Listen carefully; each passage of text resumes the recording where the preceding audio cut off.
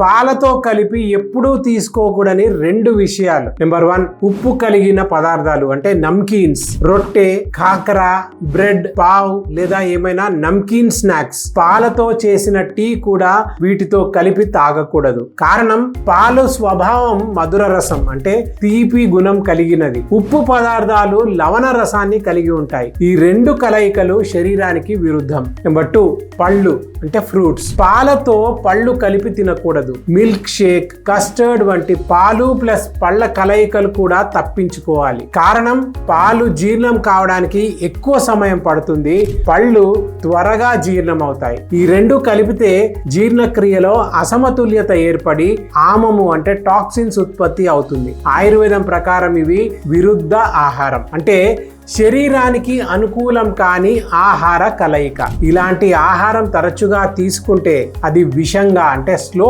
Poison లాంటిదిగా మారుతుంది. తక్షణం ఎలాంటి దుష్ప్రభావాలు కనిపించకపోయినా దీర్ఘకాలంలో శరీరానికి హానికరమైన ఫలితాలు చూపవచ్చు. మొత్తంగా పాలతో ఉప్పు పదార్థాలు మరియు పళ్ళు కలిపి తినకూడదు. ఇలాంటి మరిన్ని అమేజింగ్ హెల్త్ టిప్స్ కోసం వర్ధన్ ఆయుర్వేద ఛానల్ను ఇప్పుడే సబ్స్క్రైబ్ చేసుకోవడం మర్చిపోకండి.